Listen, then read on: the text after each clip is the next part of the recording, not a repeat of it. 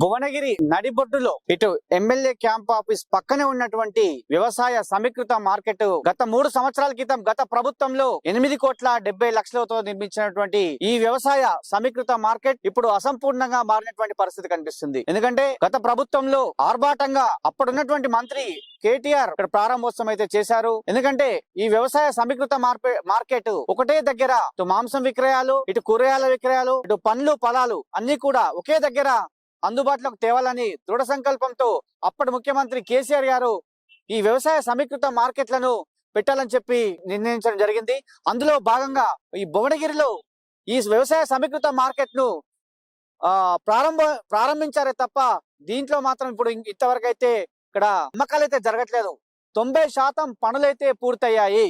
కేవలము electrical works అలాగే plumber works మాత్రమే మిగిలిన్నాయి. మొత్తం కూడా 90% పనులైతే పూర్తయినటువంటి పరిస్థితి. కానీ ఇంతవరకు దీన్ని ప్రారంభించలేదు.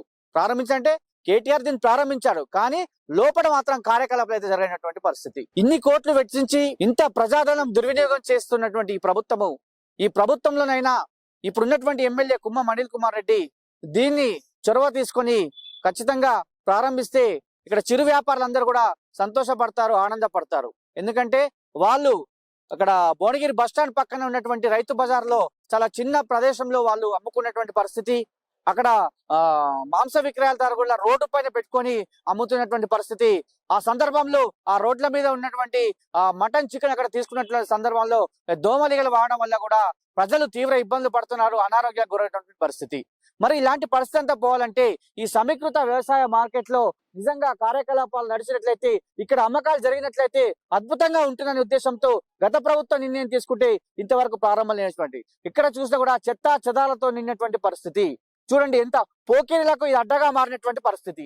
దీన్ని పోకిరీలు అవకాశంగా మార్చుకొని రాత్రి వేళల్లో ఇక్కడికి వచ్చి మద్యాన్ని సేవిస్తూ ఇక్కడ వాళ్ళు పోకిరీలకు అడ్డగా మారినటువంటి ఈ వ్యవసాయ సమీకృత అని చెప్పవచ్చు. నిజంగా మొత్తం 185 స్టాల్స్ ఉన్నాయి లోపట. అద్భుతంగా ఉన్నాయి స్టాల్స్ లోపట. కానీ కేవలము ఆ లోపట 185 స్టాల్స్ లో కేవలము ఎలక్ట్రికల్ వర్క్, ప్లంబర్ వర్క్స్ మాత్రమే మిగిలినాయి. మిగతా అన్ని పనులు కూడా పూర్తయ్యాయి.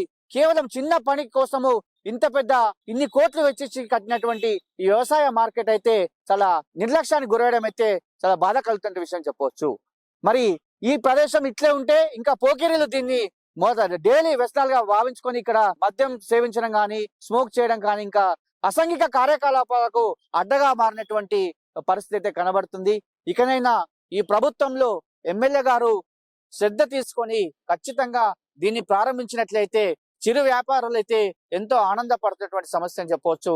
ఈ సమస్యకు మంగళ పలకాల్సిందిగా ఎమ్మెల్యే గారిని అయితే సుమన్ టీవీ వేడుకుంటుంది.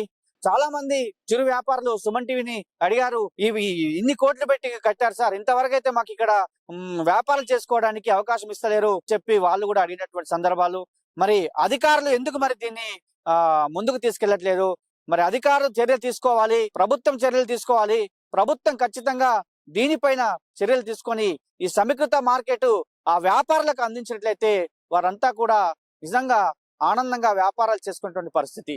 అలాగే ఇక్కడికి వచ్చే ప్రజలందరూ కూడా ఒకే దగ్గర కూరగాయలు, మాంసాలు, పండ్లు, పూలు అన్ని కూడా ఒకే దగ్గర దొరుకుతాయి కాబట్టి వాళ్ళు కూడా ఒకే దగ్గర ఉంటాయి కాబట్టి దీన్ని కనుక ఓపెన్ చేసినట్లయితే ప్రజలకు కూడా చాలా సులభంగా కొనుక్కొని వెళ్ళేటువంటి పరిస్థితి ఉంటుంది. కాబట్టి దయచేసి ఈ ప్రభుత్వము ఆలోచన చేసి ఈ కుమ్మం అనిల్ కుమార్ రెడ్డి భువనగిరి ఎమ్మెల్యే గారు దీనిపైన శ్రద్ధ పెట్టి దీన్ని ఈ కార్యకలాపాలను ప్రారంభించినట్లయితే చిరు వ్యాపారులకు న్యాయం చేసే విధంగా ఉంటుందని చెప్పి, అలాగే ప్రజలకు కూడా న్యాయం చేసేలాగా ఉంటుందని చెప్పి కోరుకుంటున్నారు.